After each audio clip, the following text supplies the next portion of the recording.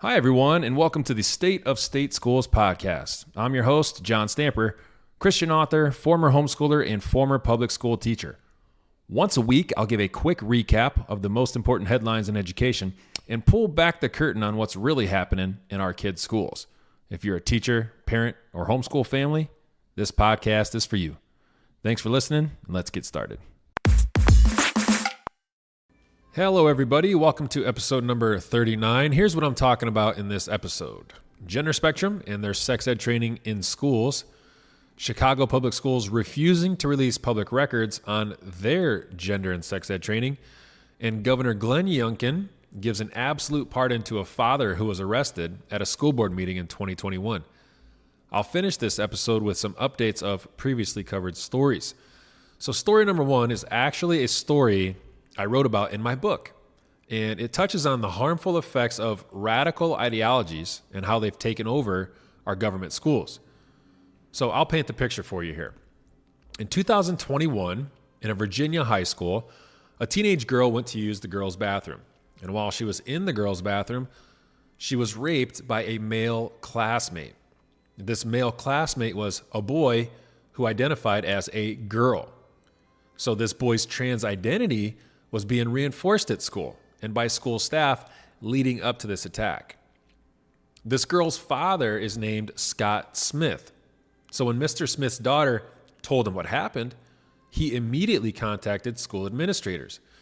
And this is when Mr. Smith says he began to be villainized, intimidated, and threatened by radical activists.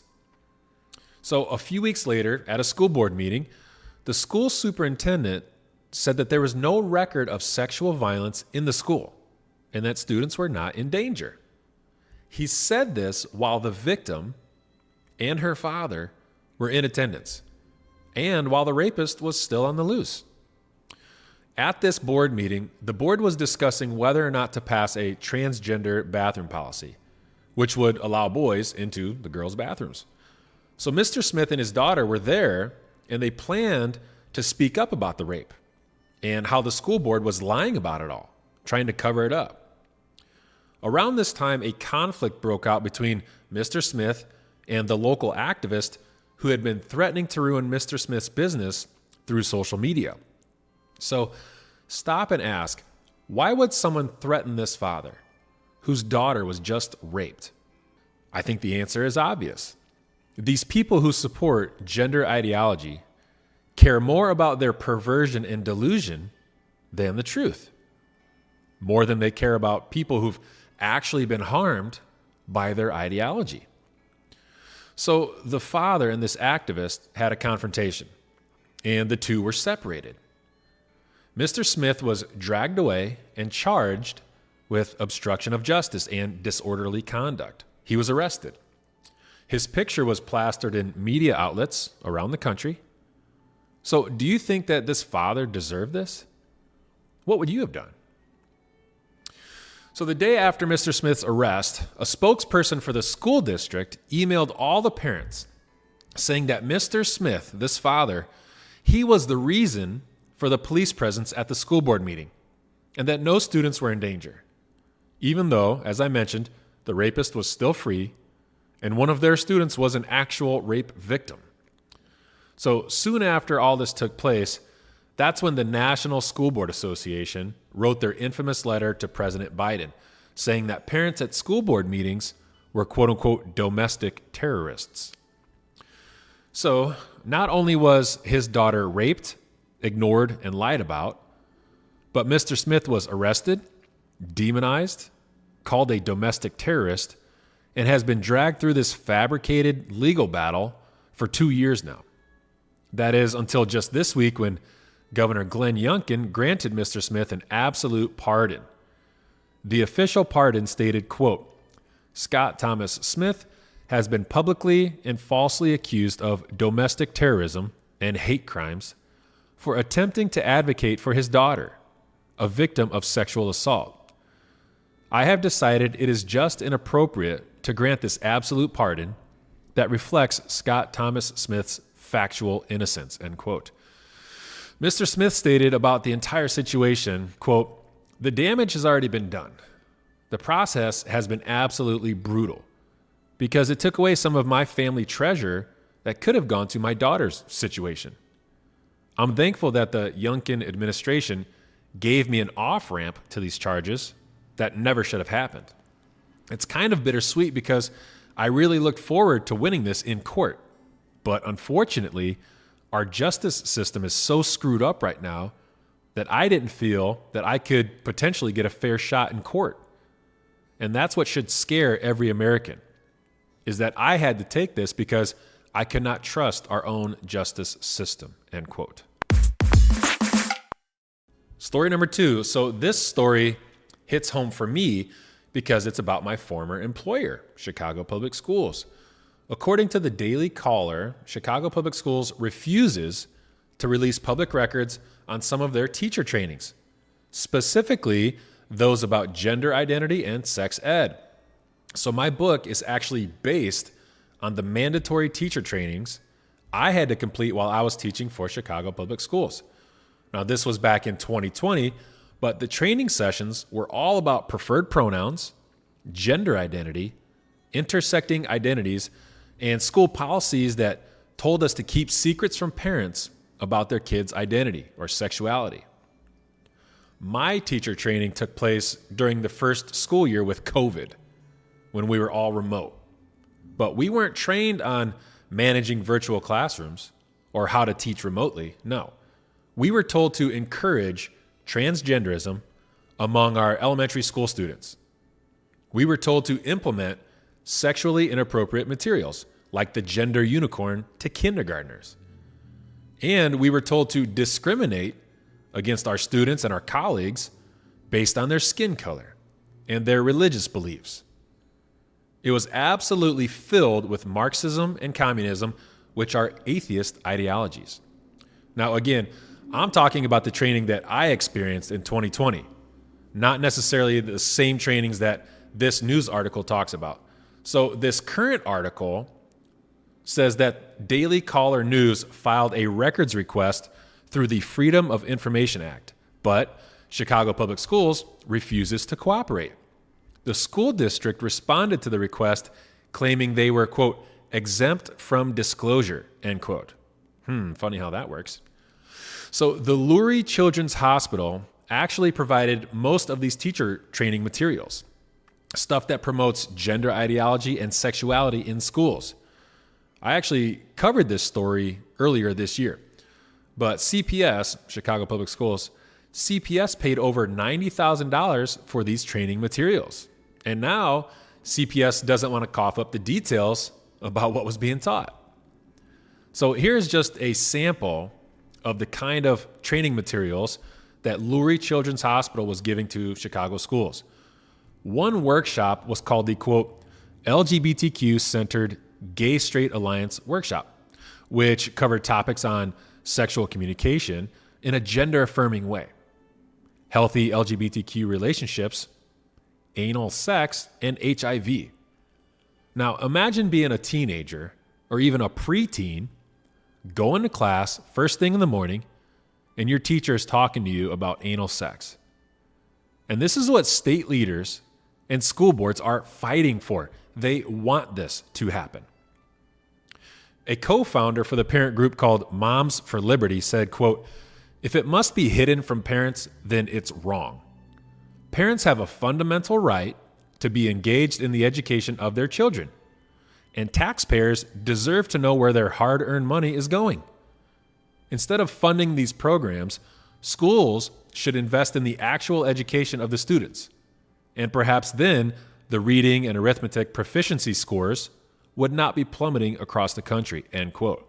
So yeah, that's the common sense viewpoint. Shoving academics aside and focusing on politicizing education is one of the signs that our education system has adopted the Marxist and communist ideologies. The USSR did the same thing under Lenin, Nazi Germany under Hitler, Communist China under Mao. So, hey, maybe we don't want to copy those models. Perhaps we should acknowledge the fact that modern progressive education is not really educating anyone. but it is definitely indoctrinating millions. So parents and teachers, it's important that you look beyond the warm and fuzzy buzzwords like inclusiveness, supporting, affirming, and try to understand what you're actually dealing with in these public schools. Story number 3, the California Department of Public Health currently has a 9-year agreement with the nonprofit activist group called Gender Spectrum. Now, I've talked about Gender Spectrum a bunch and discussed them in my book, but so many state agencies and school districts, even federal agencies, get their marching orders from Gender Spectrum and other groups like Gender Spectrum. So I'll give you a few examples of what I'm talking about. The newest delusion, the newest fad that Gender Spectrum is pushing are quote unquote neo-genders or neo-identities. So what's a neo-gender? Well, let's say that a child really likes eagles and says, I think I'm like an eagle. I think I act like an eagle and my personality is like an eagle's. Well, in that case, this child would be referred to as quote unquote eagle self or being quote unquote eagle gender. So instead of saying he likes to play video games by himself, you would say eagle likes to play video games by eagle self. So this is a real thing, folks. This organization is literally pushing this stuff, and California is actually paying millions of tax dollars for it. And keep in mind what's been going on in California recently with all the secrecy policies, bills to force parents to quote unquote affirm their child's trans identity or lie to them. And anyone who fights back gets sued by the Attorney General.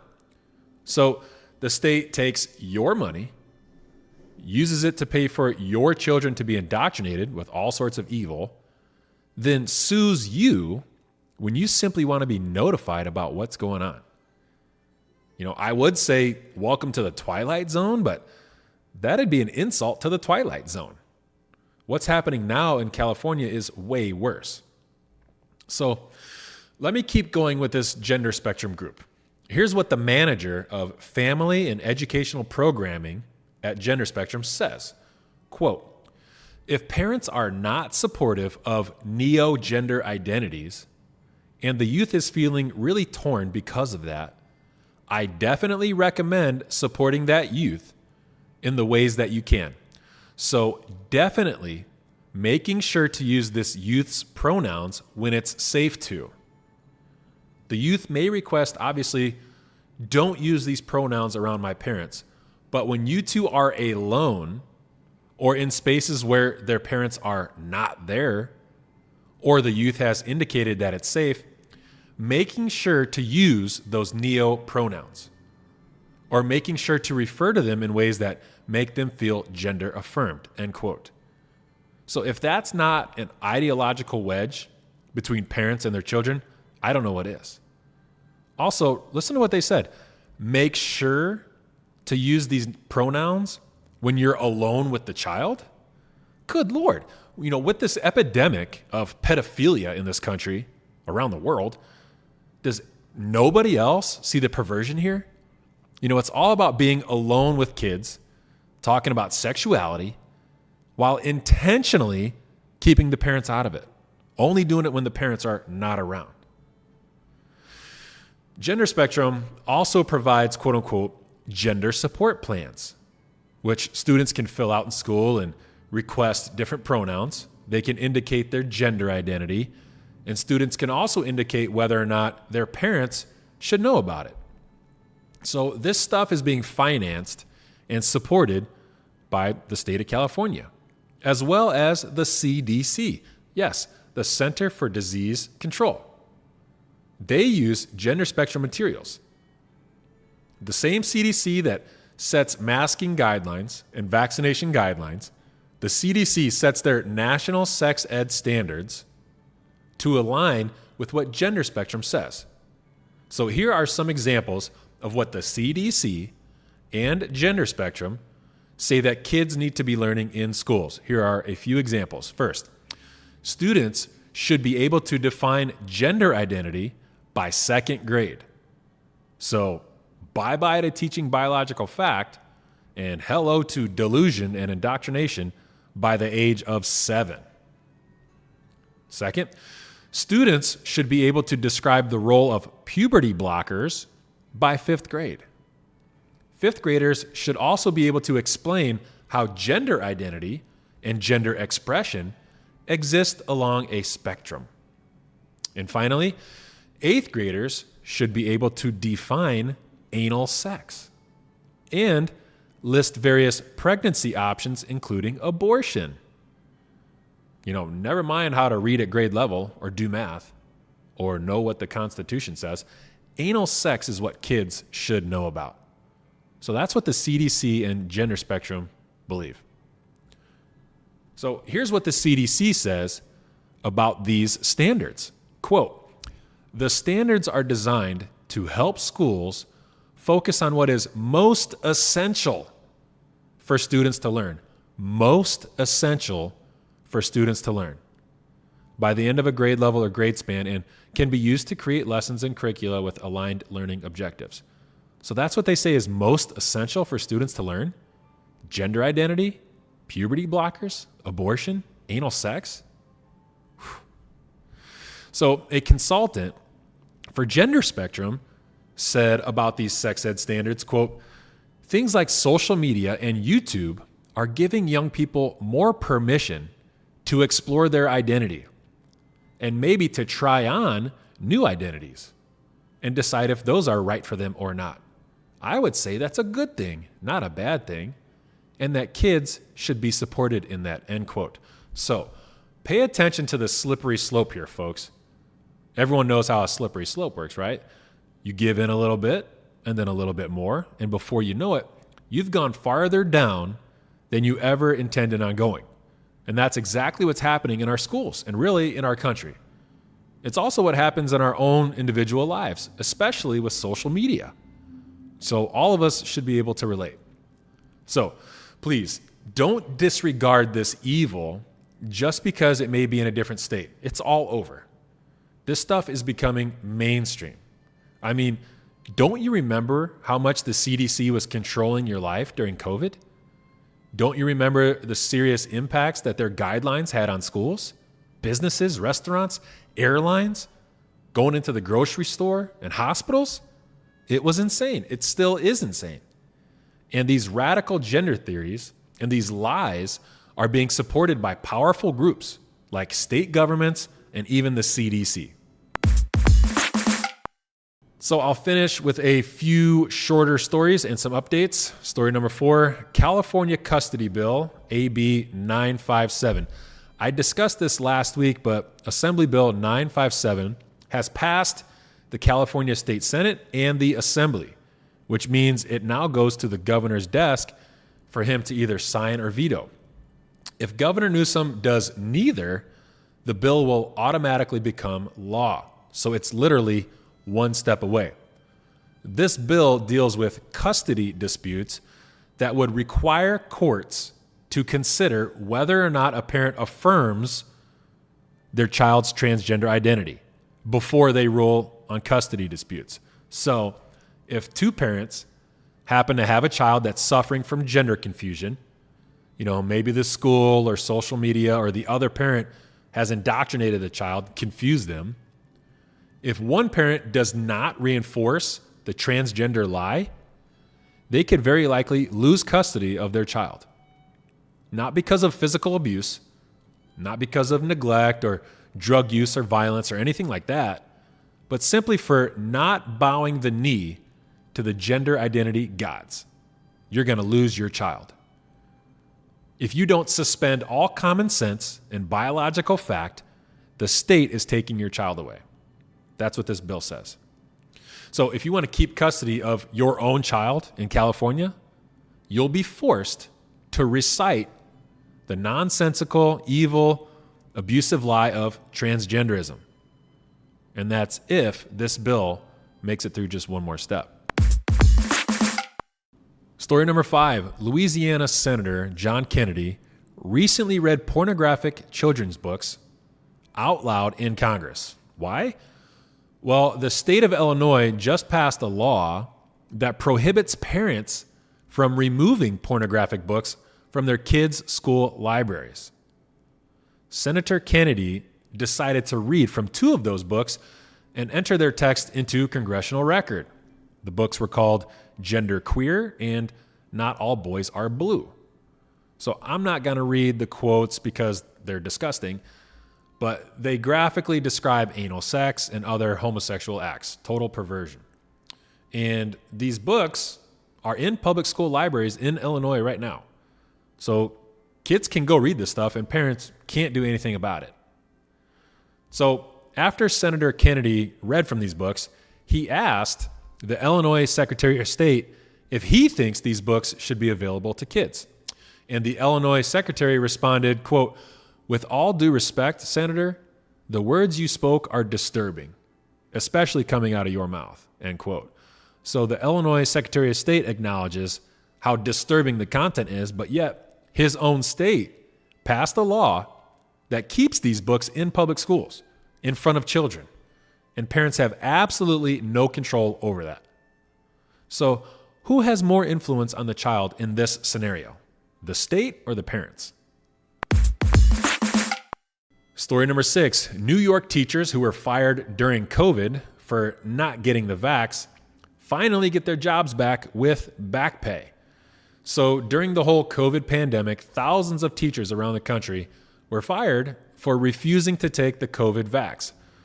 In New York, there were 10 teachers who filed a lawsuit about it. Well, a state Supreme Court judge just ruled that those 10 teachers must be given their jobs back with back pay.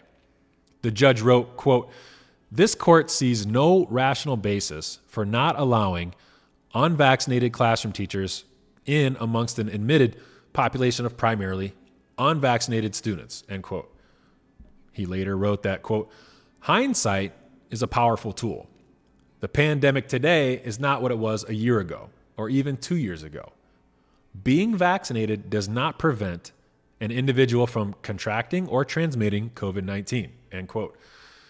So what a ridiculous situation we were all put in, and how terrible that these people's livelihoods were threatened or taken away because of these vaccine mandates. But good for these teachers for standing firm and getting their back pay, even though they deserve more than that, in my opinion. Story number 7, our final update. You might remember a story about a girl named Sage from earlier in the year. I even wrote about Sage in my book. Basically, Sage was a teenage girl and she was confused about her gender. She also suffered from mental health issues. Her Virginia school district reinforced her trans identity and encouraged her to use the boys' bathrooms in school. But the school never told Sage's parents about any of this. Sage lived with her grandparents because they were her legal guardians. But Sage never told them about her gender confusion, and neither did the school district. So the grandparents just kept referring to Sage as a girl, just as they always had.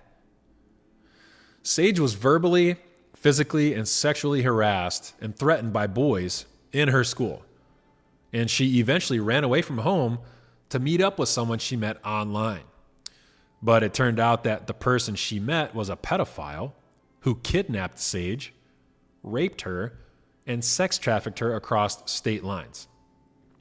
Sage wound up in an all-boys juvenile facility in Maryland.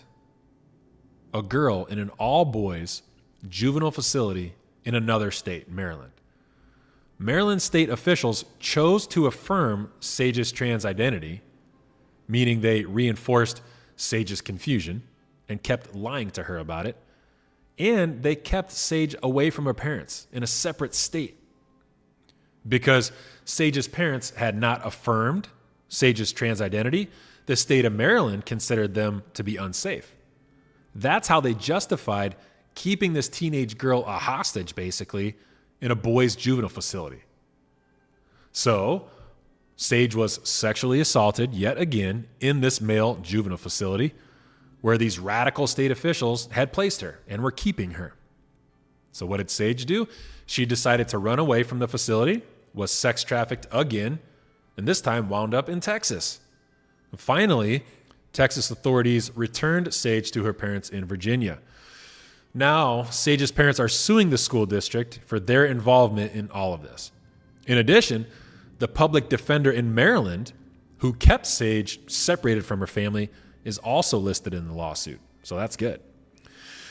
Finally, I want to encourage you to read my book if you haven't done so already. It's called Conflicted: Pulling Back the Curtain on Public Education. You can find it on Amazon or at masterbooks.com/conflicted. Thanks, everybody. That's this week's State of State Schools. Take care.